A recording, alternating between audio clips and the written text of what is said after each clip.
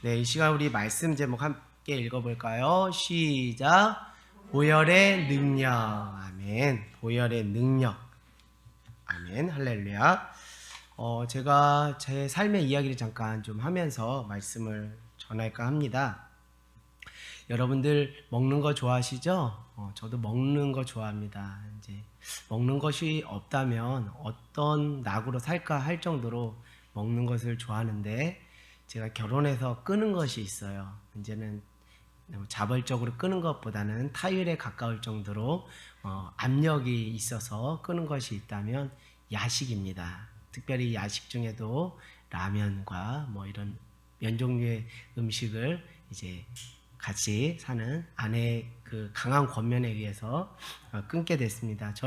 저도 그렇고 저희 집안 대대로 이렇게 면에 대한 밀가루 음식을 참 좋아해요. 또 쉽게 먹을 수 있고 입맛이 없을 때 후루룩 먹을 수 있어서 참 면 요리를 좋아하는데, 요즘 같은 경우 보면 이렇게 이제 어떤 일정 금액을 내고서 무한 리필 형식으로 이렇게 먹는 음식 가게들이 많이 있습니다. 그래서 뭐 이렇게 베트남 쌀국수집 무한 리필, 뭐 고기 무한 리필해서 얼마 딱 정해놓고서 이렇게 먹는 뷔페 형식의 그런 음식점이 있는데, 하루는 이제 저와 저 아내와 또 수아하고 주원이하고 이제 삼겹살집, 뭐 삼겹살집인데 얼마를 좀 내면 그 안에서 무한대로 이렇게 먹을 수 있는 그런 음식점에 갔습니다. 그래서 열심히 이제 고기를 칙칙해서 이렇게 먹고 또 즐거운 시간을 보냈는데, 아내가 저한테 이런 말을 하더라고요. 여보, 당신하고 같이 먹는 게 좀 창피스럽다. 이렇게 이야기를 하더라고요. 그래서 왜? 뭐 같이 맛있게 먹는데 왜 창피스럽냐? 그랬더니 여보, 지금 우리가 고깃집에 오지 않았냐? 그렇다. 고기 지금 맛있게 먹고 있다. 근데 여보, 지금 하는 행동이 지금 어떤 행동인지 알고 있느냐? 그래서 무슨 행동하고 있는데? 그랬더니 지금 여보, 고깃집에 와서 지금 여보 라면 사리 지금 3개 리필 추가했고, 또 수제비 또 3번 정도 리필해서 이렇게 먹는 여보 모습을 보면서 좀 부끄럽고 창피했다. 같이 먹기가 좀 거시기하다라고 이야기를 하더라고요. 그래서 아내 얘기를 참 들어보니까 일리가 있고 깨닫는 바가 있었습니다. 사실 거기 그 음식점의 메인 요리는 그 맛있는 삼겹살이 주 메인 요리인데, 저는 워낙 면을 좋아하다 보니까 메인 요리는 좀 먹고 사이드 메뉴인 라면 사리에 이렇게 삶아서 이렇게 허겁지겁 먹는 그 모습이 같은 그 가족으로서 좀 창피스러웠다라고 이렇게 저한테 넌지시 얘기를 하더라고요. 가슴에 아주 막 대못을 박히는 그런 좀 쓰라린 추억이었습니다. 그래서 제가 오늘 말씀을 이렇게 준비하면서 문득 그 생각이 들었어요. 우리가 신앙생활을 한다고 하는데 메인 요리를 먹지 못하고, 하나님께서 은혜 안에서 메인 요리를 딱 차려주고 숟가락 젓가락까지 딱 줬는데 우리는 메인 요리를 먹지 못하고 그냥 곁가지 사이드 메뉴를 먹는데 혈안이 되어 있진 않는가, 그렇게 신앙생활하고 있지 않은가라는 깨달음과 또 회개의 마음을 주셨습니다. 사랑하는 여러분, 우리가 하나님의 은혜 안에서 예수 그리스도를 통해서 우리에게 베풀어 주신 메인 요리가 있다면 무엇이죠? 그것이 복음입니다. 할렐루야. 신앙인들은 복음의 그 참 맛을 먹어야 돼요. 복음의 맛을 느끼고 경험해야 됩니다. 그래야 진짜 그리스도 신앙인으로서 그 은혜 가운데 깊이 젖어들 수 있는데, 우리가 마치 신앙생활 또 오래 하고 신앙의 연수가 있다 보면 하나님은 이런 분이시고 또 성령님, 예수님은 이런 분이시고 교회는 이런 틀 안에서 이런 구조 속에서 흐름 속에서 교회가 되어져 가는 거다라는 어떤 나름의 그 어떤 반복된 패턴에 길들여져 있다 보니까 그 하나님의 은혜 안에서 베풀어 주신 참된 복음의 맛을 느끼지 못하고 주변적인 것에 대해서만 우리가 관심을 갖고 거기에 집중하며 에너지를 쏟지 않는가라는 생각이 듭니다. 여러분, 우리가 메인 요리에 집중하는 것, 복음에 집중하는 그것이 바로 우리 하늘땅 교회가 이렇게 품고 이렇게 우리 올해 무엇이죠? 표어인 본질로 돌아가는 것인 줄 믿습니다. 사랑하는 여러분 메인 요리 잘 드시고 계십니까? 복음의 그 참된 맛 가운데, 복음의 능력 가운데 들어가고 있는지요? 오늘 이 시간을 통해서 정말 그 복음의 참된 맛에 깊이 젖어드는 귀한 은혜가 있기를 원합니다. 여러분, 이 히브리서가 마치 우리에게 도전해 주는 것은 복음의 참된 메인 요리를 너희가 먹지 않고 왜 곁가지의 사이드 메뉴에 그렇게 혈안이 되어 있느냐라고 우리에게 강하게 질책하고 권면하고 있다라고 봅니다. 지금 초대 교회 안에는 두 가지의 공격이 있어요. 한 축으로는 어떤 부분에서 내부적인 공격이고 한 축으로는 외부적인 공격입니다. 외부적인 공격은 다른 것이 아니라 로마 황제를 뭐하지 않아서, 숭배하지 않아서 거기서 오는 공격이 있죠. 그래서 이제 순교도 당하고 합니다. 또 내부적인 공격이 있다면 그 기독교 공동체 안에는 두 부류의 공동체 원들이 있습니다. 하나는 유대 배경 안에 있는 기독교인, 유대 기독교인이 있고 또 한 축은 이방 기독교인이 있어요. 근데 유대 기독교인들 안에는 은근히 어떤 차별과 배제가 깔려 있습니다. 우리의 신앙생활, 우리가 하는 모든 것이 무의식 속에는 누구보다 낫다, 이방 그리스도인보다 낫다라는 생각이 은연중에 깔려 있습니다. 그것을 그렇게 생각할 수밖에 없었던 것은 유대 그리스도인은 예수 믿기 전에 무엇을 지키는 것에 익숙했던 사람이죠? 율법을 지키는 것, 또 율법의 행위에 익숙했던 사람입니다. 또 할례를, 또 제사를 지내는 여러 가지 그 율법을 지키는 것에 익숙하다 보니까 이런 것이 은연중에 자기들 안에 어떤 교만과 어떤 차별과 배제를 낳아서 이방인들에게 가끔은 무엇을 또 강요도 하기도 했죠. 할례를 받아야 된다라고 그렇게 강요를 하였던 것이죠. 그러나 오늘 히브리서는 바울 사도를 통해서 분명하게 말합니다. 오직 누구를 통해서만요? 예수 그리스도, 그분을 믿음으로만 우리가 구원을 받을 수 있다. 이것이 무엇이라고요? 이것이 복음이라는 거예요. 이것이 우리가 맛보아야 될 메인 요리라는 거예요. 근데 유대 그리스도인들은 이 단순하고도 심플하고도 명료한 오직 예수 그리스도를 믿는 믿음 안에서 구원받는다는 이 복음의 그 참된 메인 요리를 맛보기도 전에, 그 맛을 충분히 느끼기도 전에 이전의 상황으로 자꾸 돌아가는 거예요. 무엇이죠? 율법을 겸하여 지켜야 된다. 그리고 성전 제사 형식의 틀을 또 다시금 우리가 지켜야 된다라는 식으로 이렇게 자꾸 과거로 회귀하는 거예요. 결국 메인 요리는 제껴두고 사이드 메뉴를 자꾸 먹으려고 하는 그런 모습을 보이는 가운데서 오늘 사도 바울이 히브리서 말씀을 통해서 복음의 참된 본질이 무엇이고 하나님께서 예수 그리스도를 통해서 우리에게 베풀어 주신 하나님의 크신 은혜가 무엇인지를 알려주고 그 메인 요리를 제대로 먹어라라고 그렇게 이야기를 하는 것입니다. 사랑하는 여러분, 이 말씀에 대한 대략적인 배경을 제가 여러분들한테 말씀을 드렸어요. 여러분, 율법에 따른 제사는 어떤 형태의 제사죠? 그 대제사장들이 그 백성들이 가지고 온 그 희생 제물을 가지고 백성들의 죄를 가지고 1년에 한 차례 지성소에 들어가서 그 하나님께 제사 드림으로 백성들의 죄를 사하는 그런 틀로서 성전 제사를 지내고 있습니다. 그러나 여러분, 그 성전 제사의 한계는 무엇이죠? 1년에 한 차례씩 그 죄에 대해서 속죄함 받는 것을 매년마다 무엇해야 되는 거죠? 반복적으로 해야 된다는 거예요. 그러니까 한 번 희생 제사를 드렸다고 해서 그 백성들의 죄가 단번에 영원히 꾸준히 지속되지 못하기 때문에 계속적으로 반복해서 제사를 지냅니다. 그러나 놀랍게 하나님께서 예수 그리스도를 통해서 부어주신 그 죄사함의 은혜가 무엇이냐면 예수님은 자신의 몸을 십자가에 달려 돌아가시고 희생하시고 자신의 육신의 몸을 찢기시며 피를 흘리시면서 모든 인류의 죄를 단번에 그리고 영원히 해결하는 그 놀라운 은혜를, 구속의 길을 우리에게 보여주었다는 것이죠. 그것이 하나님이 우리에게 부어주신 큰 은혜이며 우리가 맛보아야 될 복음인 줄 믿습니다. 그런데 유대 그리스도인들은 이 은혜, 이 십자가의 죽으심으로 말하는 하나님의 은혜를 망각하고 여전히 예전의 율법과 또 예전의 성전 제사의 방식의 틀 안에 갇혀버리는 안타까움을 범하게 되는 것이죠. 여러분,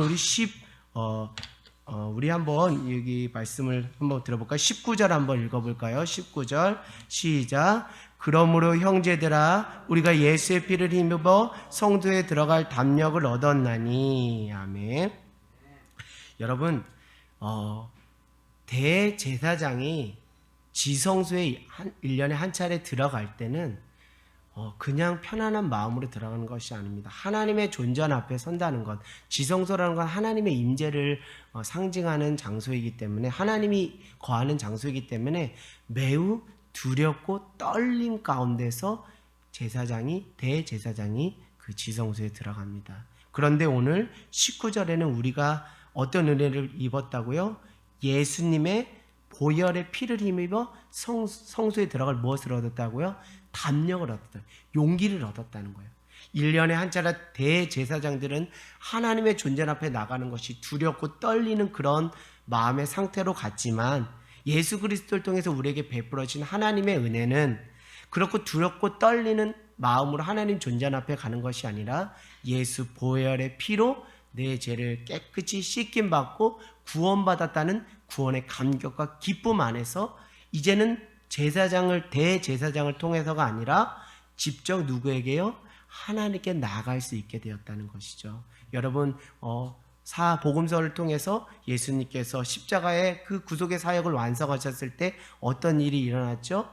성전의 휘장이 찢겨진 것이죠. 그것이 오늘 20절에는 그 찢겨진 그것이 바로 예수 그리스도, 그분의 몸, 그 육체가 찢김으로 우리에게 새로운 길, 살 길이 열렸다라고 이렇게 이야기하는 것입니다. 그럼에도 불구하고 유대 교회에 적셔져 있던 유대 기독교인들이 성전 제사와 율법으로 다시 돌아가는 것은 하나님께 나가는 길을 도리어 포기하는 꼴이 되고 마는 것이고요.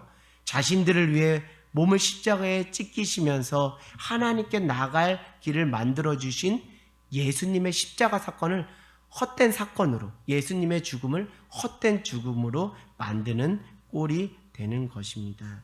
이제 초대 기독교 공동체에게 사도 바울은 이렇게 믿음으로 이제 권면하죠. 우리가 읽었던 23절, 24절, 25절의 말씀을 통해서 로마의 그 거센 핍박과 유대교의 근거 속에서 요구되는 율법의 중수의 강한 요구 속에 여러분들이 거하게 되더라도 더욱 믿음과 소망과 사랑으로 서로를 어떻게 하라는 거예요?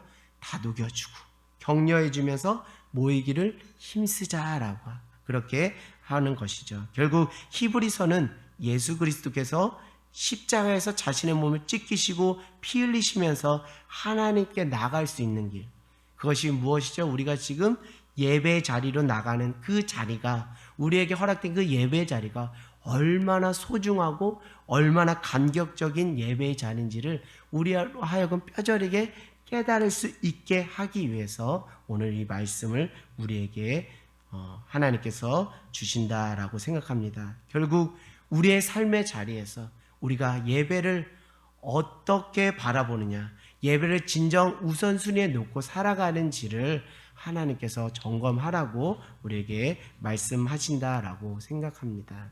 여러분, 기독교 신앙을, 기독교를 종교의 범주로 넣는 것 자체가 미안하고 죄송스러운 이야기지만 이렇게 한번 여러분들에게 말씀드릴까 합니다. 기독교는 어떤 종교라고요? 피의 종교예요. 할렐루야.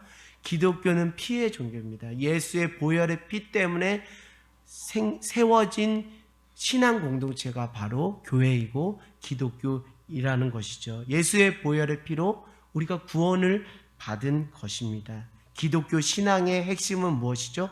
십자가 신앙이에요. 할렐루야. 십자가 신앙인데 그 십자가 신앙은 다른 것이 아니라 예수 보혈의 능력을 내가 믿고 신뢰하는 거예요. 아멘. 기독교의 신앙이 무엇이라고요? 예수의 보혈의 능력을 신뢰하고 믿고 의지하고 나가는 거예요. 성수에 들어갈 담력을 얻었다는 거예요. 그래서 그 보혈의 능력을 힘입어서 우리가 지금 어디에 나온 거예요? 예배 자리에 나온 거예요. 할렐루야. 날마다 여러분 신앙 안에서 고백하시기 바랍니다. 예수 보혈의 능력, 예수 보혈의 은혜를 날마다 입술로 고백하는 저와 여러분 모두가 되기를 원합니다. 결국 예수의 흘린 피가 나를 살렸다는 것, 예수의 흘린 피가 나와 상관이 있다는 것을 고백하는 것이 기독교 신앙의 핵심이고 그것이 십자가 신앙의 정수라는 것이죠. 그 2000년 전에 한 인간이신 완전한 인간으로 이 땅에 오신 그러나 죄가 없으신 예수님께서 십자가에서 피를 흘리시면서 피를 튀기시면서 자신의 몸을 찢기시면서 돌아가신 사건이 과연 나하고 무슨 상관이 있다라는 거예요. 여러분 무슨 상관이 있길래 여러분 이 자리에 나왔냐는 거예요. 상관이 있기 때문에 이 자리에 나온 거예요. 그 피가 우리에게 튀겨져서 우리에게 발려져서 우리에게 묻혀져서 우리가 살았기 때문에 구원의 감격과 기쁨 때문에 다시 예배의 자리에 나올 수 있다라는 것이죠. 예배의 자리에 나왔다는 것은 그런 면에서 보면 정말 신비롭고 다 형용할 수가 없다는 거예요. 그 예수의 피의 능력이 얼마나 대단하기에 나로 하여금 이 자리까지 나를 인도하게 했느냐는 것이죠. 그래서 여러분 이 예배의 자리 한 자리 한 자리가 그냥 우리에게 주어진 자리가 아니라는 것을 다시 한번 깨닫는 저와 여러분 모두가 되기를 원합니다.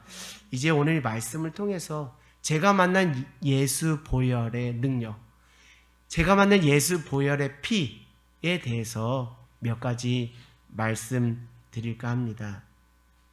예수의 보혈의 능력과 피를 경험한 제가 그 하나님의 은혜 안에서 하나님께서 저에게 주시는 마음의 감동과 울림이 있는데요. 그것은 다른 것이 아닙니다. 너는 이제 더 이상 죄인이 아니라는 거예요. 너는 죄의 자녀가 아니야. 너는 종의 자녀가 아니야. 너는 나의 자녀야. 더 이상 죄책감에 시달려 살 필요가 없어. 그 문제를 예수님께서 십자가에서 해결해 주셨다는 것이죠. 저도 신앙의 여정 가운데서 교회를 다녔지만 예수를 믿었지만 율법주의적인 어떤 신앙관의 틀 안에서 신앙생활을 했던 적이 있는 것 같습니다.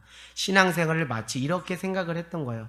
착하게, 선하게, 윤리적이고 도덕적으로 다른 사람에게 폐해 안 끼치고 다른 사람에게 긍정적인 영향을 끼치는 그 선행을 쌓는 정도의 신앙 속에 살았습니다.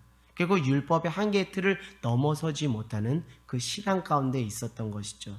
그렇게 살다 보니까 제 안에 죄사함의 은혜, 예수 보혈로 우리에게 선물로 주신 죄사함의 은혜, 진리가 주는 그 자유함을 경험하지 못한 채 한 가지 잘못만 해도 바들바들 떨면서 어떤 죄책감과 그 수치심 가운데 살아가게 되었습니다. 그러나 하나님께서 저를 인격적으로 만나주시고 사랑하셔서 신앙생활하는 어느 순간 그 예수의 보혈의 피가 나랑 정말 상관이 있다라는 것이 인격적으로 믿음으로 받아들여지고 취해지고 그 예수 보혈에 대한 믿음의 확신이 저에게 훅 하고 들어오게 되면서 그 상황 속에서 하나님이 저에게 말을 건네는 것입니다. 너는 이제 더 이상 죄인이 아니야. 너는 이제 나의 자녀란다.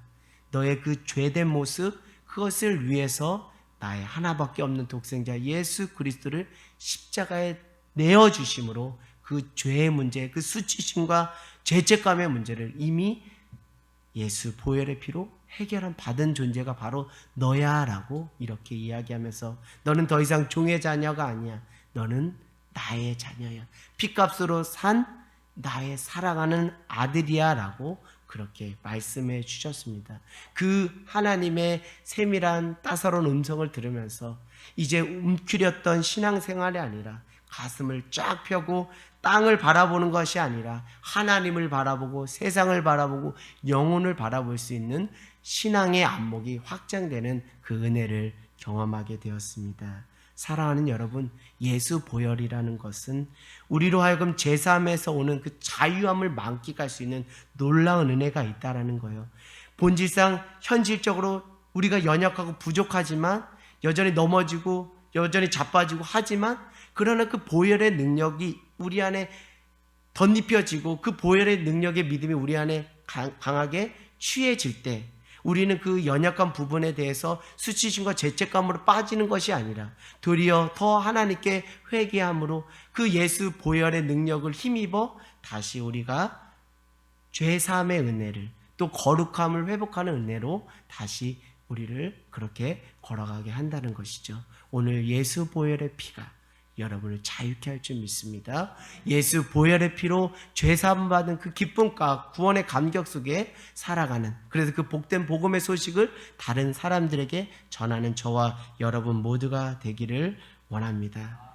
그러나 주변에 보면 좀 안타까운 것은 기독교 신앙을 가지고 있으면서도 이 죄사함의 기쁨, 보혈의 능력으로 말미암은 죄사함의 기쁨과 자유를 경험하지 못한 채 죄책감과 수치심에 신앙생활하는 그리스도인들이 주변에 많이 있다라는 거예요.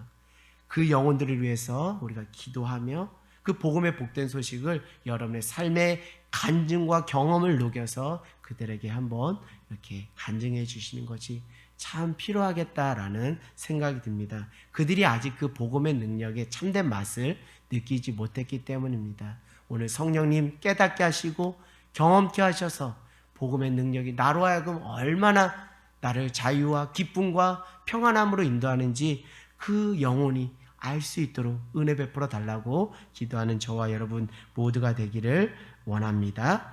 우리 히브리서 10장 22절 우리가 개역개정으로 읽었는데요. 이 쉬운 성경 버전으로 읽으면 이 보혈의 능력이 우리로 하여금 어떤 은혜를 주는지를 깨달아 알 수 있습니다. 제가 한번 읽어볼게요. 그러니 진실한 마음과 확실한 믿음을 가지고 하나님께 가까이 나갑시다. 우리는 죄책감에서 깨끗해지고 자유로워졌으며 맑은 물로 몸이 씻겨졌습니다. 이것이 우리의 자력으로 된 것이라고요? 아니라고요. 예수의 보혈이 능력이라는 것. 예수 보혈의 은혜가 우리를 죄책감에서 깨끗하게 하고 자유롭게 하며 우리를 전인격적으로 거룩하고 씻기는 놀라운 은혜가 있다는 거예요. 씻김 받은 그 은혜와 기쁨과 감격이 여러분에게 충만하게 임하기를 원합니다. 오늘 믿음으로 우리가 고백하고 선포하기를 원해요. 예수 피가 나의 죄를 씻겼습니다. 할렐루야. 예수 보혈의 피가 나의 죄를 단번에 영원토록 해결하였습니다라고 믿음으로 취하고 고백하는, 그래서 예수의 보혈의 능력을 정말 신뢰하며 그 일상의 삶의 자리에서 그 예수 보혈의 그 능력이 제대로 작동하는 여러분의 삶이 되기를 주님의 이름으로 간절히 소망합니다. 제가 만난 예수의 피라는 것, 예수 보혈의 능력이라는 것은 그 은혜를 만끽하고 하나님께서 저에게 또 이렇게 말씀을 하셨어요. 나는 너를 정말 사랑한다. 알지? 이런 거예요. 나는 너를 정말 사랑한다. 너 알지? 내가 한번 이야기 좀 해볼까? 이런 것입니다. 로마서 5장 8절 우리가 아직 죄인 되었을 때 그리스도께서 우리를 위하여 죽으심으로 하나님께서 우리에 대한 자기의 사랑을 확증하셨느니라. 내가 너를 사랑하는지 알지? 내가 너를 어떻게 사랑했는지 알지? 내가 너를 사랑해 라는 것을 깨달아 알게 해주셨어요. 예수 보혈의 피가, 그 은혜가 저를 이렇게 그 은혜 가운데 깊이 들어가게 해 주었다는 것입니다. 여러분, 그 누가 나를 살리기 위해서, 나의 죄의 문제를 해결하기 위해서 자신의 피를 흘릴 수 있는 분이 누가 있습니까? 그분은 오직 예수 그리스도 그 한 분밖에 없는 줄 믿습니다.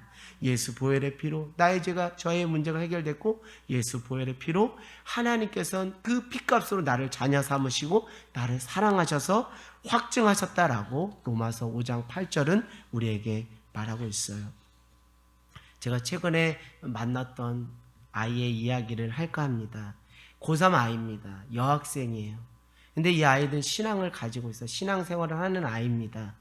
근데 이제 고3이다 보니까 이제 자존감이 떨어지더라고요. 왜냐하면 비교의식이 생기기 시작하기 때문이죠.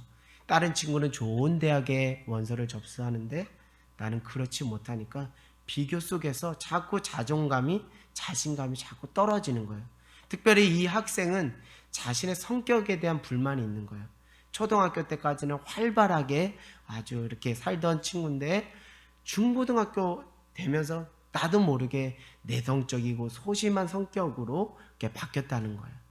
그러니까 이제 이 친구가 대학 가서 내가 잘 인간관계를 맺어가면서 살아갈 수 있을지 정말 두려움이 가득 찼다라는 거예요. 그래서 하루는 저에게 와서 이제 이야기를 꺼내는 것입니다. 이 친구가 그냥 말없이 와서 말없이 가고 이렇게 몇 차례 계속 그렇게 하더라고요. 그래서 어느 날은 제 마음에 이 친구가 계속 오는 것은 나한테 뭔가 시그널을 보내고 있는 건데 그것은 다른 것이 아니라 저 좀 도와주세요. 저 좀 제 얘기 좀 들어주세요. 라는 그런 마음으로 읽혀졌습니다. 그래서 하루는 왔길래 여기 앉아볼래? 혹시 요즘 고민하는 거 있니? 마음에 힘든 거 있니? 했더니 용기를 내서 조심스럽게 제가 서두에 말씀드린 것처럼 그 얘기를 꺼내더라고요. 그래서 제가 이렇게 얘기했습니다. 사랑하는 친구야, 하나님이 너를 사랑하는 거 알지?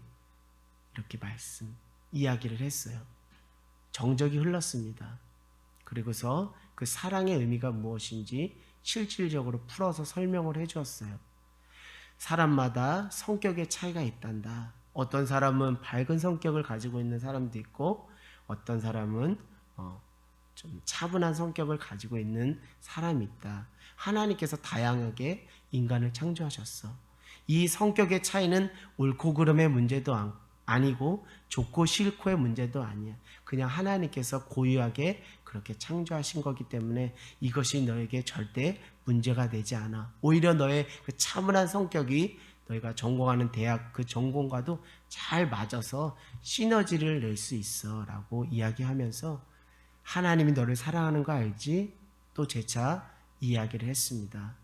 그랬더니 이 아이가 뭔가 느끼는 것이 있는지 눈물을 뚝뚝 흘리더라고요. 그래서 제가 또 재차 말했습니다. 하나님이 널 사랑하는 거 알지? 누가 너를 위해서 너의 죄를 위해서 너의 구원을 위해서 피를 흘릴 사람이 누가 있겠니? 그분이 바로 예수님이야.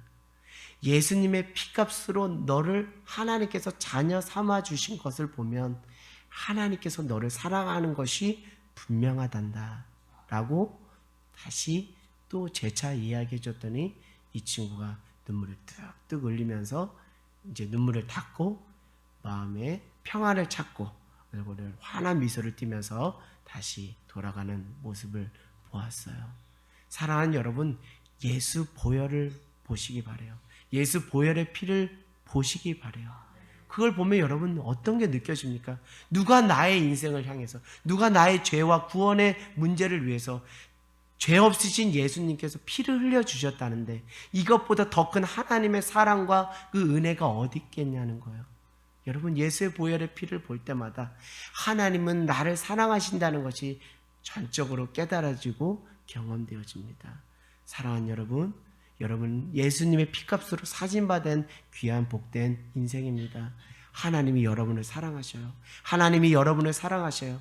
인생의 모든 문제들 있지만 저는 개인적으로 이 하나님의 사랑을 깊이 경험하고 깨달으면서 하나님의 사랑을 제대로 경험한 인생, 하나님의 은혜를 사랑을 제대로 경험한 우리 다음 세대 친구들 앞날에 대해서 걱정할 것이 없다. 왜요? 하나님의 사랑이 그 중심 가운데 든든하게 있기 때문에 넘어질 수 있지만 완전히 자빠지지 않는 것은 하나님의 사랑의 오른손이 그 인생을 강하게 붙잡고 있기 때문인 줄 믿습니다.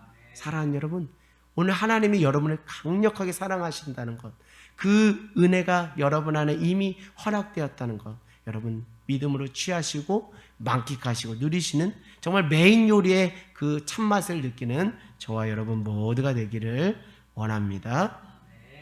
저는 예수 보혈의 피를, 은혜를 경험하면서 하나님이 저에게 주신 또 은혜가 있다면 너는 이제 나에게 직접 나가 예배할 수 있게 되었어. 너는 이제 예배자로 사는 인생이 되었어 라는 것이죠. 여러분, 우리에게 허락된 이 예배 자리가 얼마나 감격적인 하나님의 은혜와 사랑 안에서 마련된 자리라는 것을 여러분 아십니까? 이것은 예수님이 피 흘리지 않으시면, 예수님이 십자가에 달려 돌아가시지 않으면 우리에게 마련될 수 없는 자리예요. 결국 예수님의 그 죽으심, 그 피 흘리심, 몸 찢기심, 그것으로 휘장이 찢기심으로 우리가 직접 하나님께 나갈 담력을 얻음으로 마련된 이 자리가 예배의 자리라는 거예요. 그렇기 때문에 예배를 가볍게 생각할 수 없고 예배를 경히 여길 수 없어요. 이 예배 속에 담겨진 풍성한 의미를 누린다면 우리는 예배하는 그 자체만으로도 무엇할 수밖에 없어요? 감격할 수밖에 없고 예배하는 그 순간이 바로 축제가 되는 거예요.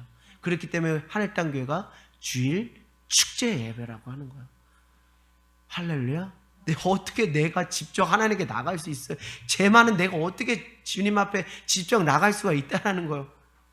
오죽하면 대제사장도 1년에 한 차례 나갈 때 두려움 가운데 발발발발 떨면서 나갔다는 거예요.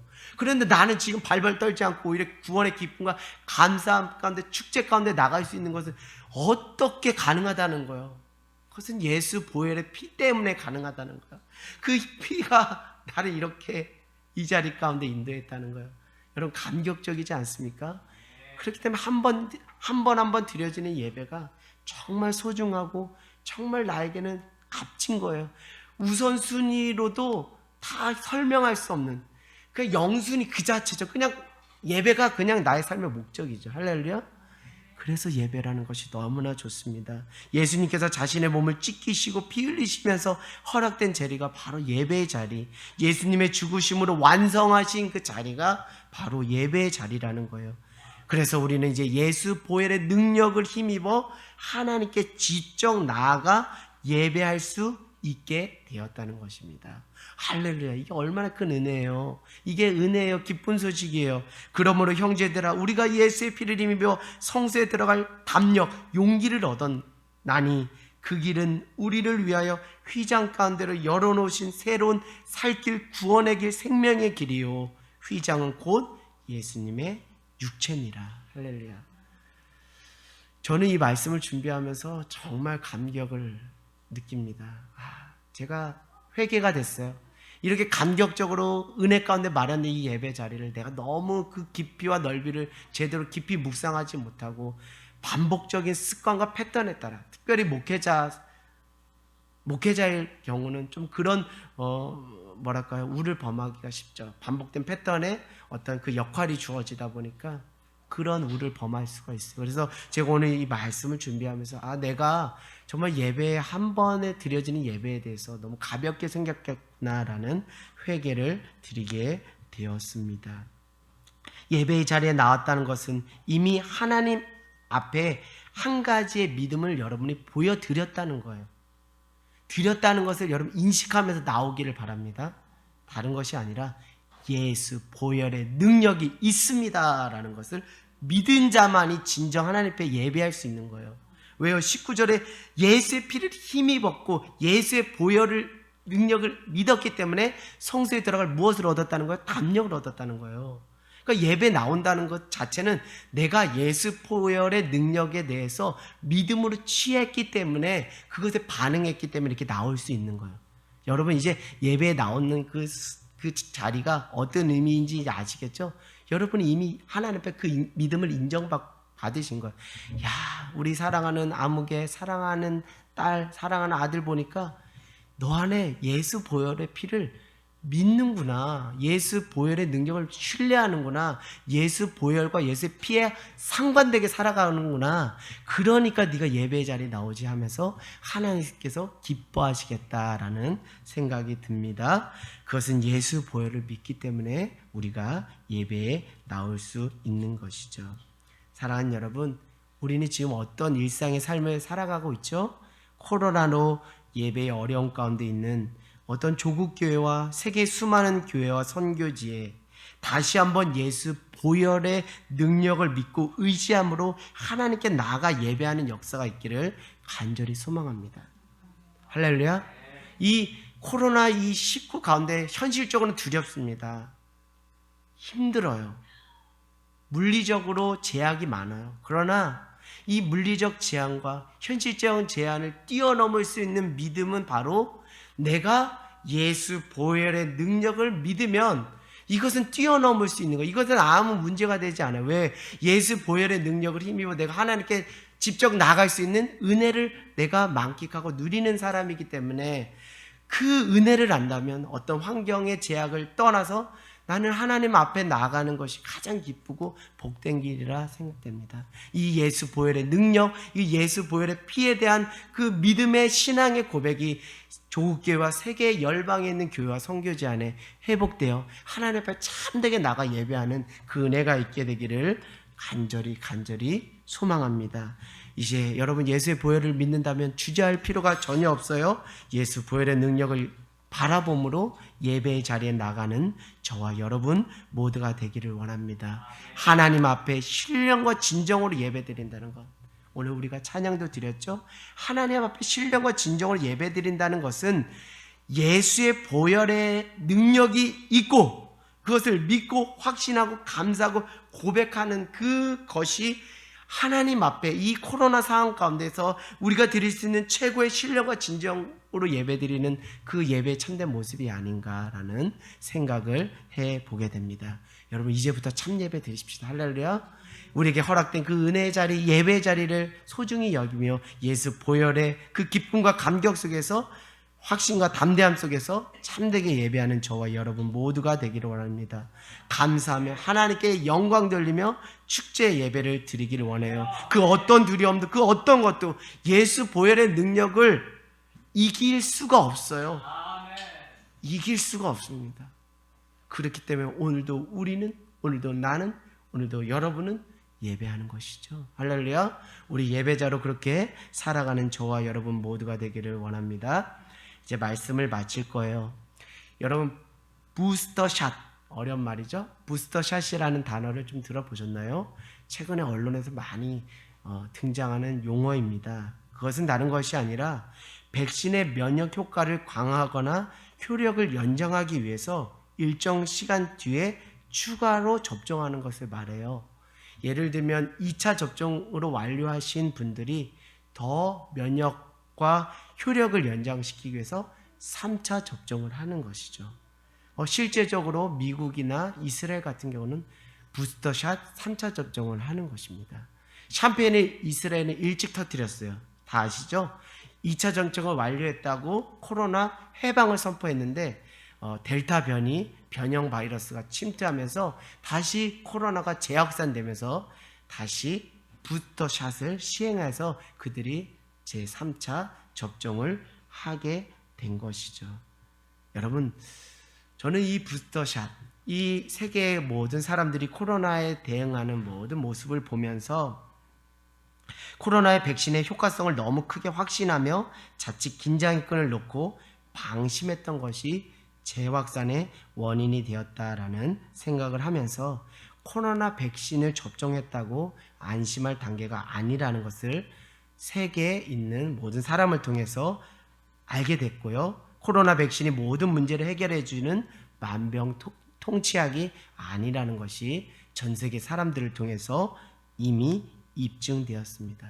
그런 뉴스를 접하면서, 그런 신문 기사를 접하면서 제가 깨달은 것은 다른 것이 아니에요. 세상에 영원하고 완전한 것은 없구나. 세상에 단번에 영원하고 완벽하고 완전한 것은 없구나.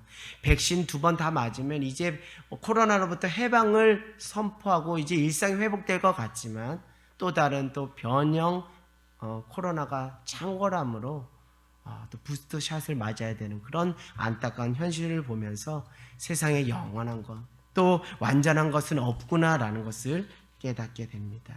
오직 영원한 것, 그것은 예수의 보혈밖에 없구나라는 것이죠.